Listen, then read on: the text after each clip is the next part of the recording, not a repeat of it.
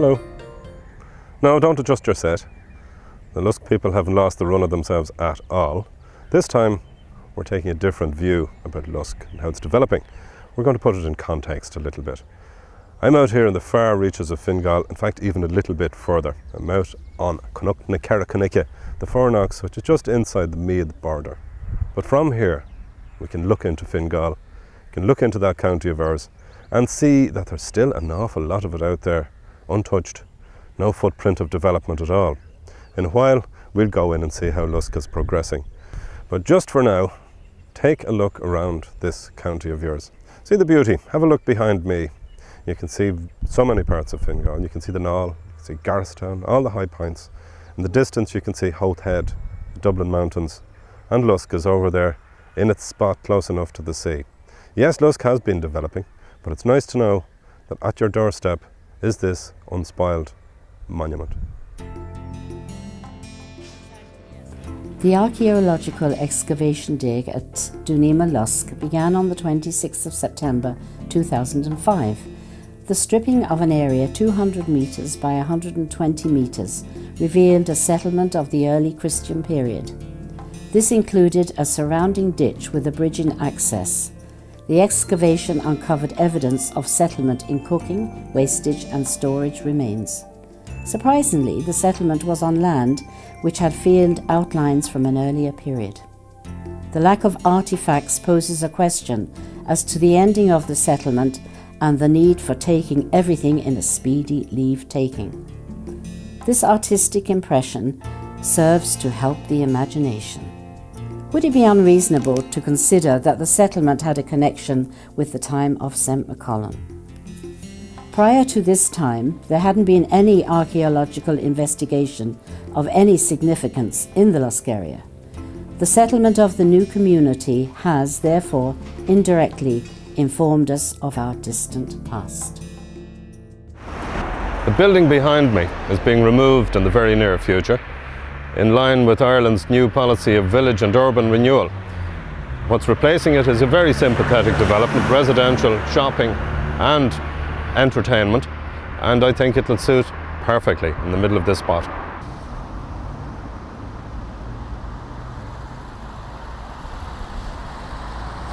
Downtown Lusk, summer 2006. Last year and 2 years ago, I promised you that a new and a tasteful development was going to take place here in this square. And just have a look at what has cropped up in the meantime. Lusk has now got a new business and hopefully financial district as well. No more rushing off to foreign parts if you want to get a tin of peaches or anything like that. With a tremendous anchor supermarket in this fantastic development which is behind me. Things look tasteful. This is almost the finished product for the square in Lusk. And even though you can hear traffic in the background, it's lightened off considerably because of the speed bumps that have been put in to help people make use of the ring road, the Rathmore road, round the village. Things are definitely looking up for this little village. Just as well, we waited for long enough to develop so that things could be done with sense and direction. I think this has turned out something really nice. We're still in Post Office Road. These buildings here are very much part of old Lusk, but as they say, time moves along. These buildings will move along as well. I trust that a very nice and exciting village centre development will take their place.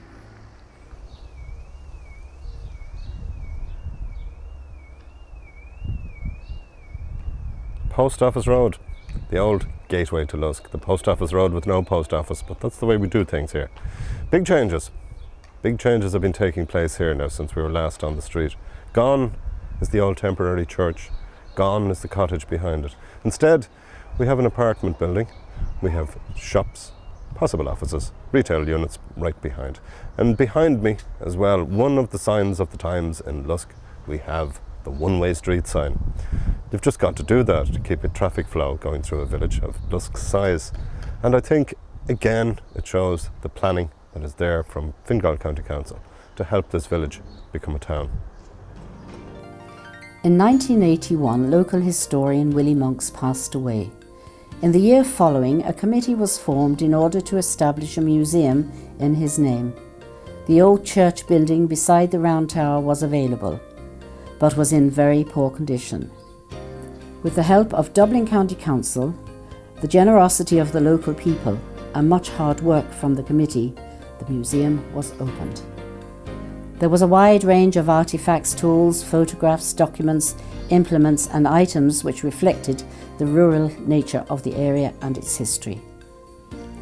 Over the next few years, people staged exhibitions of their various private collections, which gave variety to the visitors. The museum was extremely popular with school groups and with returned emigrants. In 1988, an official opening was held. The large attendance included members of the Monks family, various Fingal representatives and county councillors and TDs. Now you're standing in a very historical place, and this is by way of a celebration.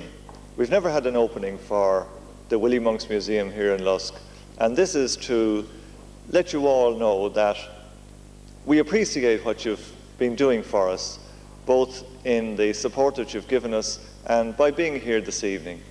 During the coming summer, we hope to have other special exhibitions that will highlight different facets of our culture, which will educate young people, young school children, and certainly interest the older people.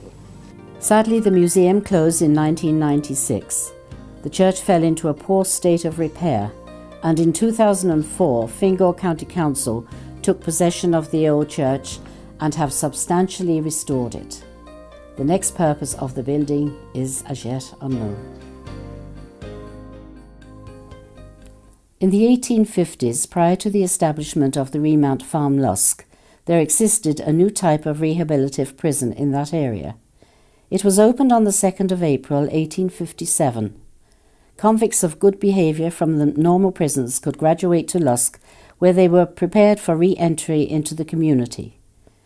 This was the first example of what is now known as an open prison, and it generated worldwide interest in social science.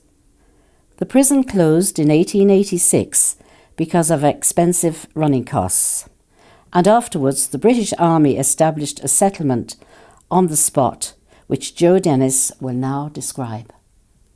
My father worked on the Remount Farm, and the British Army occupied that at that time, and they used to train all their horses and all their pack mules there.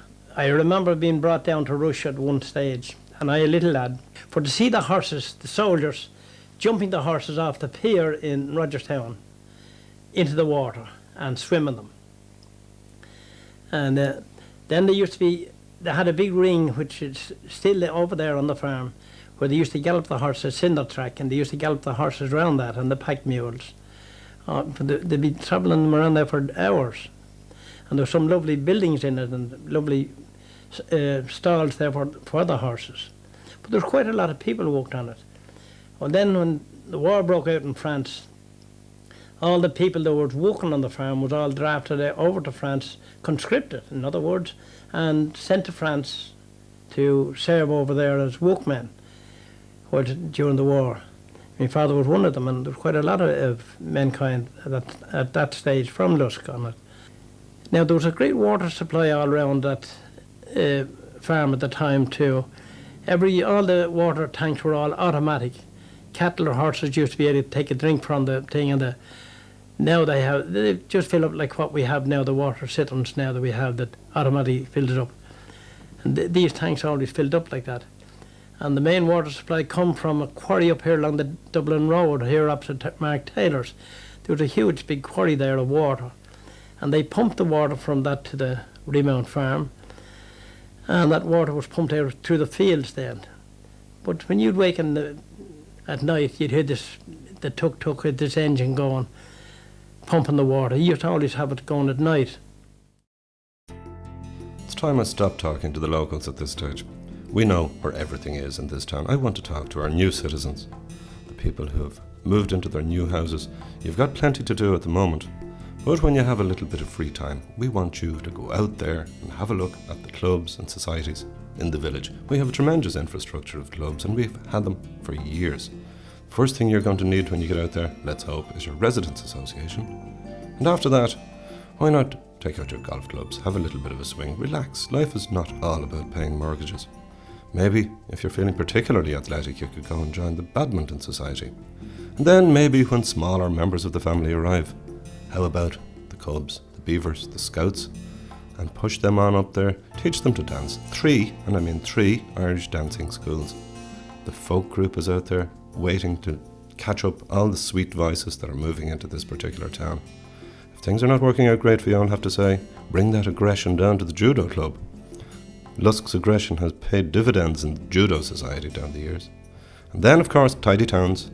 Pat Kelly always wants a fresh victim to get out there and help Lusk maintain its position in County Dublin's tidy towns and villages and wards. The Photographic Society is always there. There's plenty to picture in the long summer days in Lusk on the Costa del Quickpenny Road. Apart from that, we want volunteers as well for the Senior Citizens Club.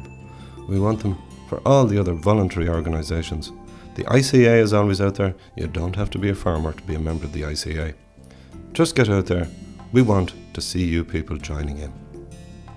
The Heritage Group goes back 1989, Pat. Yeah.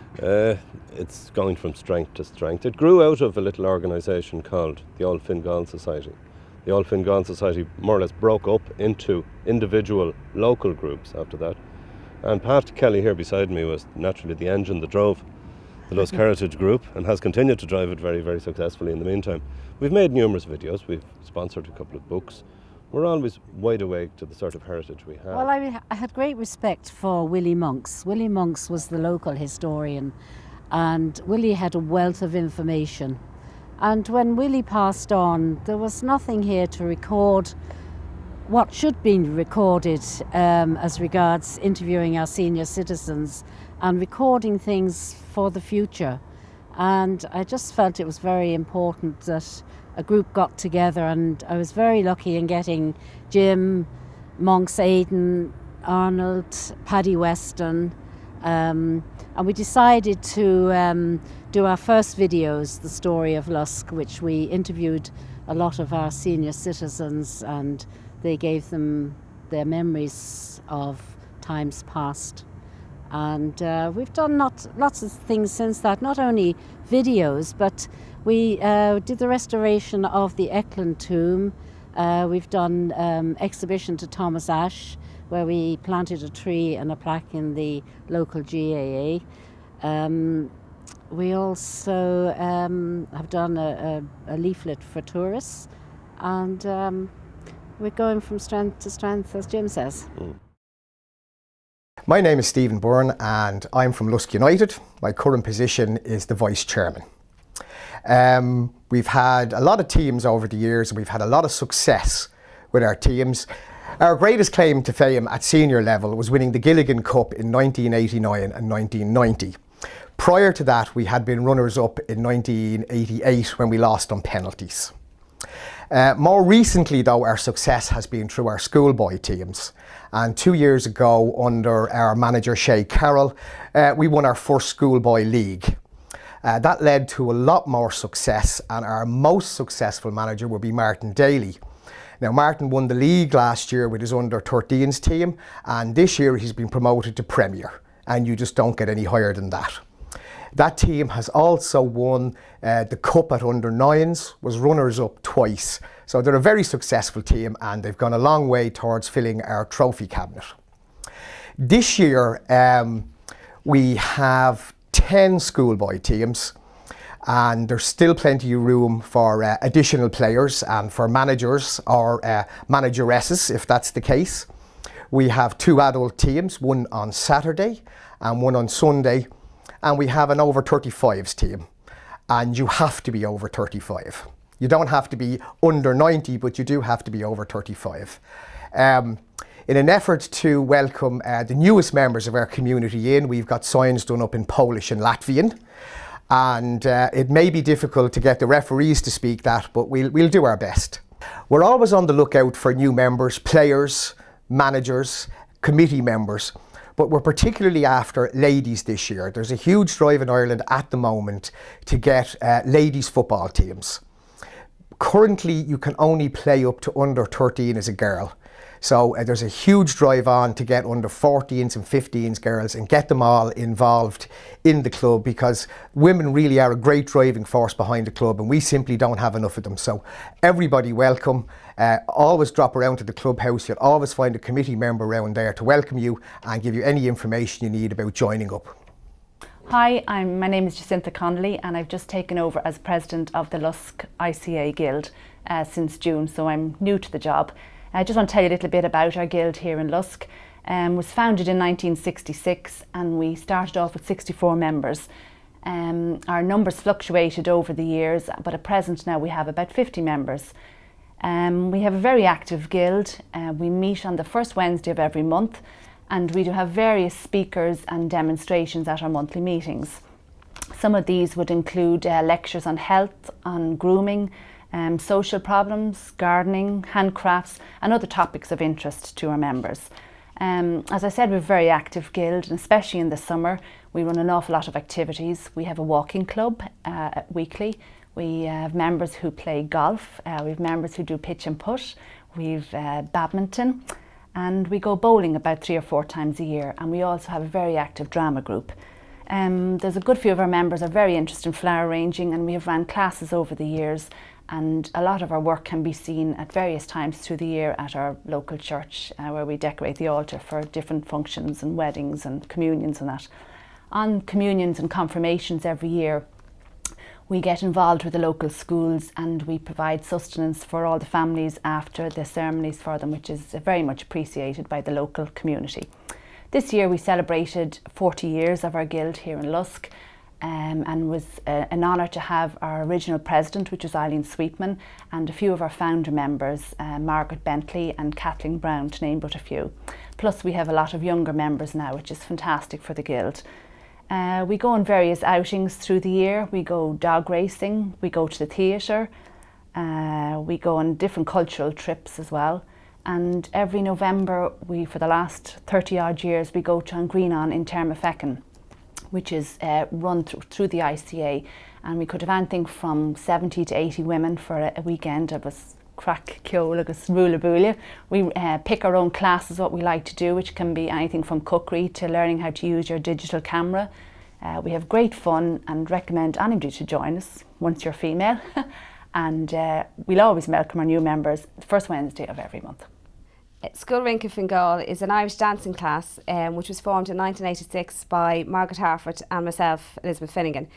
Margaret and I danced together and trained together under the direction of May Dillon from Balbriggan.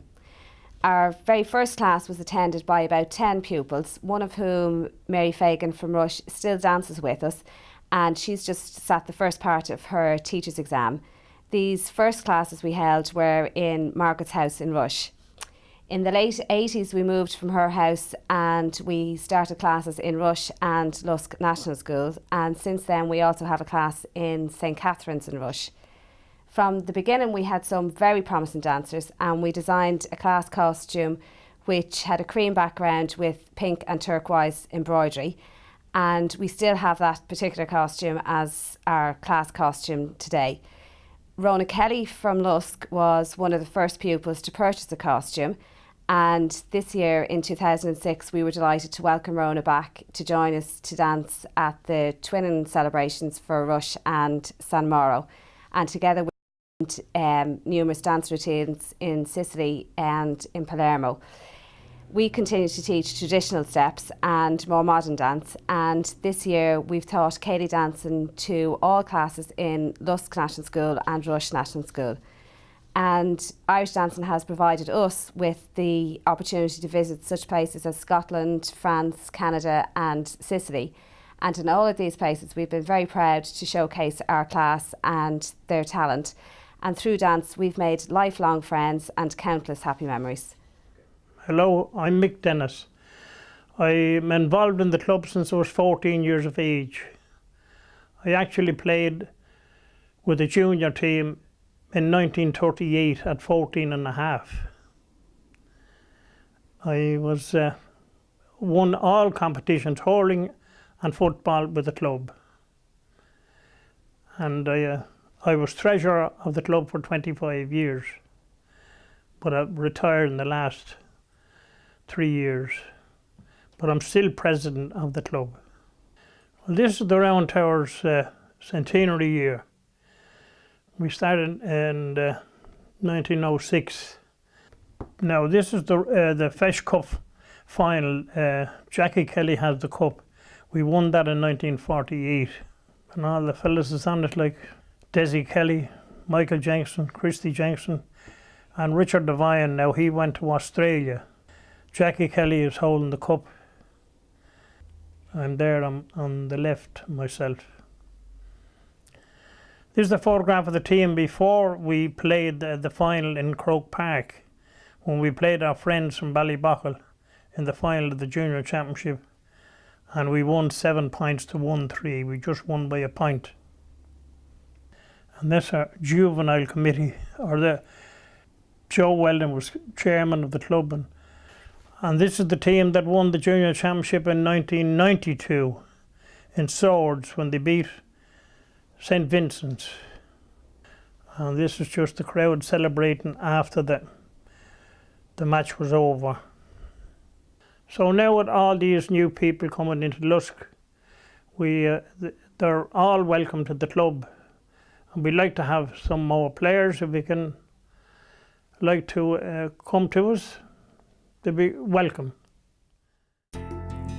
Rhyming verses of Lusk, its happenings and its people were a common feature of village life for many years. This was before TV, cheap travel and a better spread of wealth.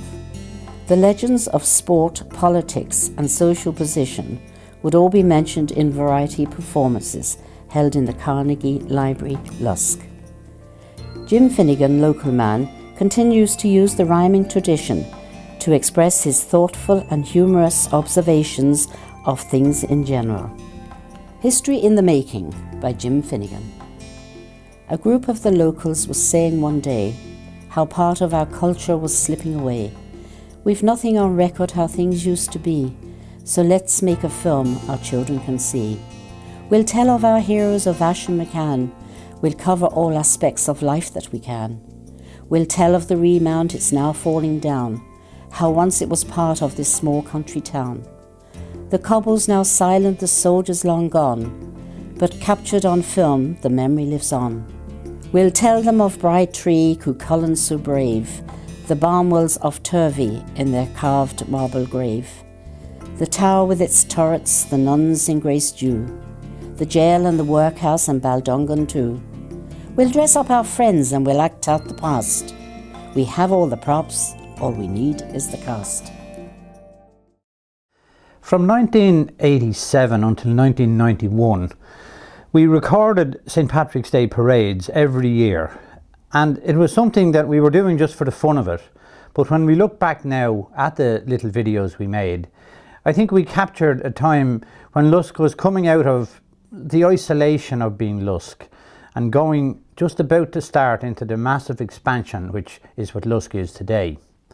So I just want to show you some of the images that we did capture at the time, some of the excitement and maybe some of the innocence of it, and just look at some of the people who are now gone, who are passed on, some who are children and are now grown up. Could we speak to yourself or the donkey, man? Yeah, you can speak to both of us. There's not as much gabbing myself as there is in the donkeys.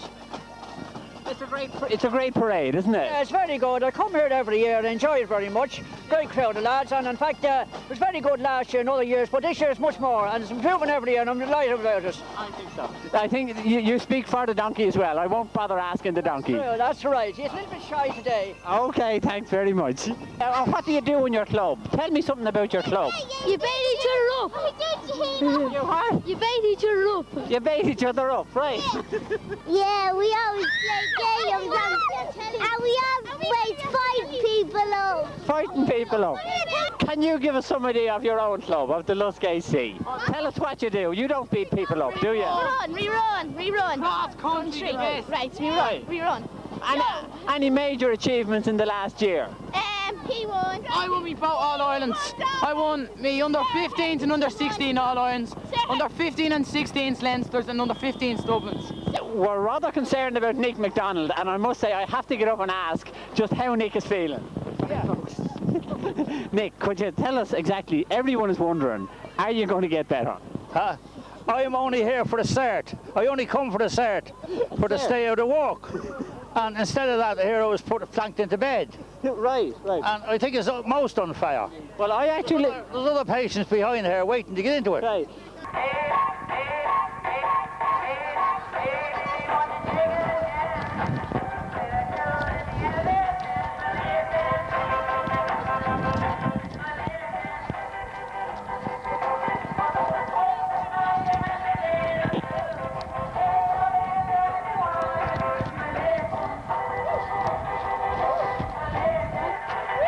A very colourful little family. I think they're the Arnold family. They may belong to myself. Let's talk to some of them. Martina, are you out for the day for the St. Patrick's Day parade? Yeah. Huh? What are you going to do? Look at all the floats. Great. And Christine? Look at them all as well. You've all got posters, or at least I think Sonia has anyway. Later on in Murray's, haven't you? Huh? Yes. Right. So it's going to be great, isn't it? Yeah. We'll talk to Sonia. Sonia, you've got posters. In fact, Sonia did about 8 posters for the competition. Isn't that right? Yep. Are you hoping to win something? Yeah. Yeah, okay. Sonia made her confirmation this year. And then the mammy, well, I don't know. This is a German influence here. What about the St. Patrick's Day parade? I wouldn't think much German influence. I'm enjoying the Irish parade here, the St. Patrick's parade, which is really, I think, something very, very Irish. And Grandma's feather bed. So let's talk. Let's talk to some of the people in the bed. Let's see. Let's start here. Now we'll run along. Let's not be the same every year. hello. What's it like in there? Oh, it's very warm. Very warm indeed. It doesn't look very comfortable. Oh, it's a bit. Oh, it's okay. Very comfortable, very close together here. There's no men in there in this bed, is there? No. We're very close together in here. Grandma, or Ma, which would be to be more accurate. What's it like sitting there now? I mean, does this bring you back? It brings me back 70 years. But 70 years ago, you were hardly even here. Oh, I was. Okay, it's a lovely float, Mammy, I must say. Beautiful float. It's a beautiful float. Now the girls put endless labour into it. Right. Yeah. So, and you got the starring part. Was that because you were the oldest in the ICA that you got Grandma? Well, I don't know. No, I shouldn't ask that. I'm sorry. Are you going to Italy? I'll put you on our spokesperson. Anne, our spokesperson. What's the question? Are you going to Italy?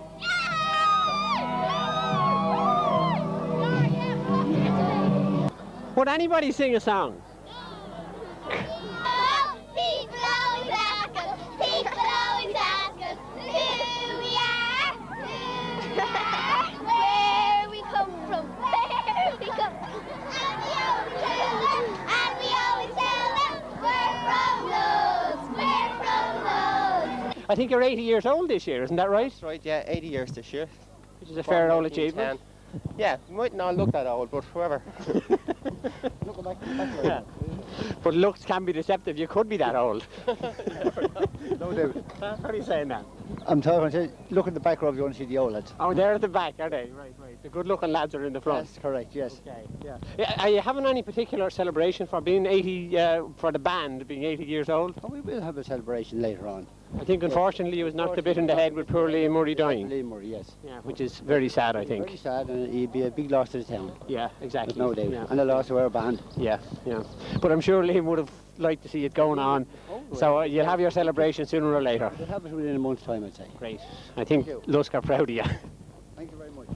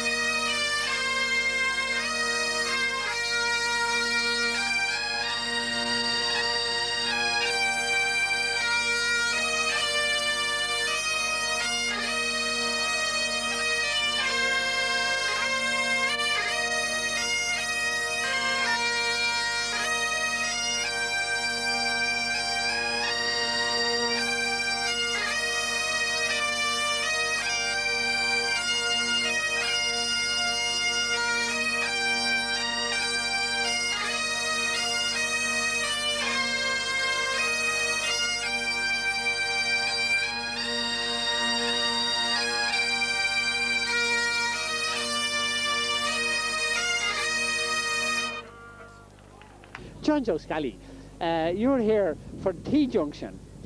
Right. You must be one of the finest examples of T-junction's haircutting that there is in Lusk. Would that be fair to say? One of the best hairdressers in Lusk. Yourself? Is the T-junction. Oh, I thought you meant yourself. One of the best hairdressers is the... Right. And I hope you're getting paid for this advertisement now, John Joe. Fortune. Done anything special this year? No. No, not really. No. Where do you play? Cornerback. Cornerback. Are you good? Ah, yeah. No. Okay. Next for shaving. The man with the freckle. Yeah. Name? Kevin Carr. Kevin Carr. And how long have you been in the club? Like 2 years. 3 years. You're almost always the same, are you? Yeah. Beside you? Brian McAvoy, age 9. Right. Are you an older member then? No, 3 years. 3 years too. It's a good team, this, is it? Yeah. Who exactly are you in Oklahoma? I'm Laurie. You're Laurie in Oklahoma. I'm the... Yeah. Do you break into song later, no? No, I don't. No. I sit pretty. You sit pretty. Well, you're sitting very pretty. It's a lovely float.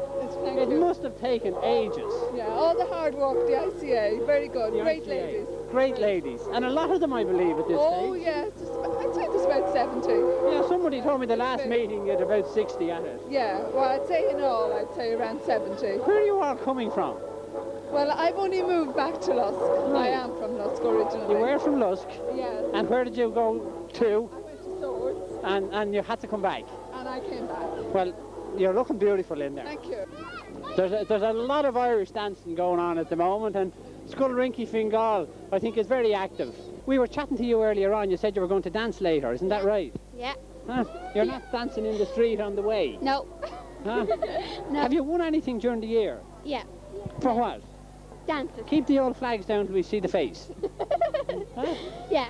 For what? A reel, a slip jig, a hard reel? All of them. All of them? Yeah. How do I know all those things? I don't know. I don't know either. I can't dance anyway. That's very... It's a good school, is it? Yeah, very good. Right. Anything bad to say about the teacher? Very good teacher. Oh, you sure? Yeah, very good. This is your pride and joy we have in front of you here, right? All 20 odd of them, yeah. All, how many? I think there's about 20 of them here that's on. Right, have you taken any of them to great heights this year yet? Some of them have been in the Dublin Championships, the bigger girls at the top, and they did well. And they're going to be at the Cayley then after dinner. And we. So how often, what nights do you do, or when do you teach? Saturday morning from 11 to 1 in the old school. Right. So you, of course, would have been a pupil of May Dillon years ago. Years ago, yeah. Exactly. Back in your youth. In my youth. 2006 saw the 100th anniversary of Carduff National School. It's been a wonderful little school that I look out on every morning when I wake up and when I go to work.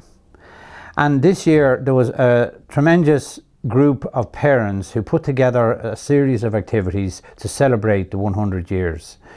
In the end, we finished up with Mary McAleese coming out, which was a wonderful, if rather rainy day, to celebrate Carduff National School.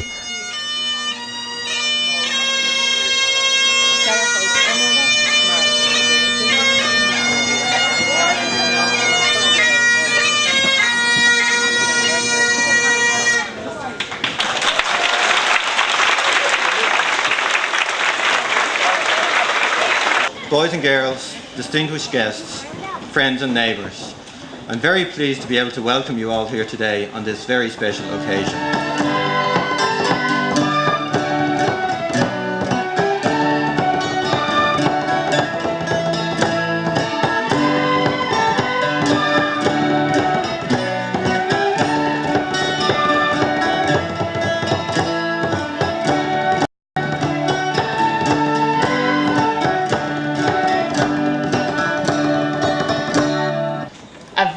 Very happy 100th birthday. Aren't the kids looking remarkable now for 100 years old? I think they're looking brilliant. Not a beard inside her grey hair. That is quite amazing, isn't it? Quite amazing, huh?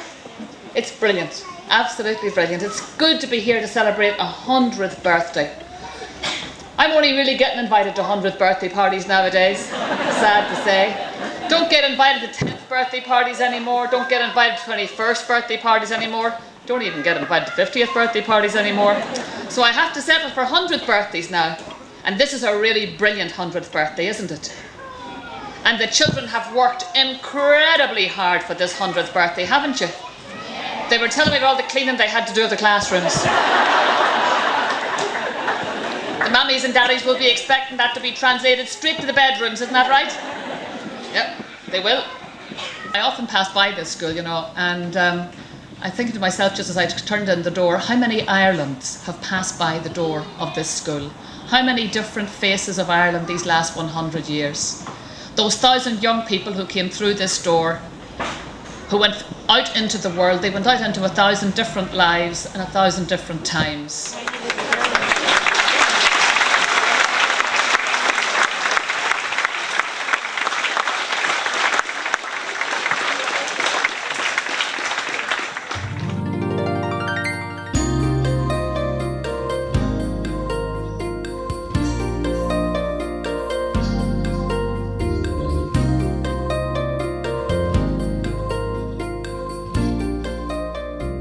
This year marks the 90th anniversary of the uprising in 1916, a pivotal period in our history. 10 years ago, we set up an exhibition in Lusk which recorded Lusk and its activities or its connections with 1916. It was a really enjoyable and well-attended function, and it was contributed to by an awful lot of people who had still got strong memories of 1916 and its aftermath. So we've some images that we recorded at the time which I think are interesting.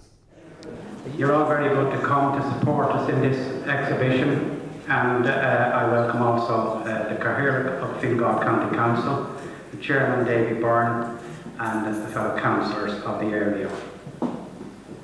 The exhibition, of course, as you probably have all seen, is a commemoration of the 80th anniversary of the 1916 Rising. And here we are in the very centre of the Fingal nucleus, if you like, of the revolution. The man who figures most prominently in the story in this area, of course, is Thomas Ashe. He came in 1908 as a teacher to Carduff National School, one of the outlying schools of the parish of Lusk. And in Easter week, 80 years ago, the 28th of April, these heroic men, roughly 80 of them, set out with Tom Ashe to carry out the rebellion in this part of the country. After attacking many police barracks on the Friday, they attacked the one at Ashbourne. And unknown to themselves, it turned into a fairly big battle that lasted roughly 5 hours. However, it was the one decisive victory of the whole Easter week uprising. A year later, we recorded the death of Thomas Ashe. Thomas Ashe, who taught in Carduff National School and who died in 1917. At the time, in 1997, we planted a tree in memory of Thomas Ashe in the grounds of Round Towers, an organisation which had direct connections or direct links with Thomas Ashe. So again, we have the images of that time, and again, I'd just like to let them speak for themselves. I should like to thank everybody, and I can say from the people of Dingle who had a commemoration like this some weeks back, that they were delighted to hear that there was something similar being done here by the local community, and I'd like to thank the local community and the councillors for their interest in it. And I will now attempt to plant the tree in a way that will not cause a difficulty in the future. I just feel myself that there is nothing more appropriate to Thomas Ashe than the fact of putting something living there, because he himself had a great interest in the whole area of nature study. The next bit, yeah.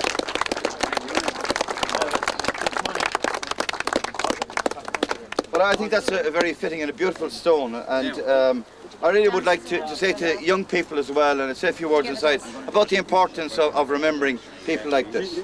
I really like to say to young people in particular, that, you know, when we look back in history, we wonder what's it all about. And I know I'd be the first to say that when I was growing up in Dingle, we thought it was more important that Thomas Ashe was related to Gregory Peck then I was a bit older before I figured out the real importance of his life. And I suppose I'm conscious then that people come to terms with things as they get older. But I myself, as Thomas Ashe, I'm General Secretary of the INTO, and Thomas Ashe's family were very involved in the INTO for many, many years. He himself was involved with our Dublin branch. He was a tremendous teacher and educator, and that's the first thing I want to say about him. He's not perhaps remembered as much about that as we would like. He was an extraordinary educator. He took an interest in children with special needs at a time when most people felt they should be kept at home.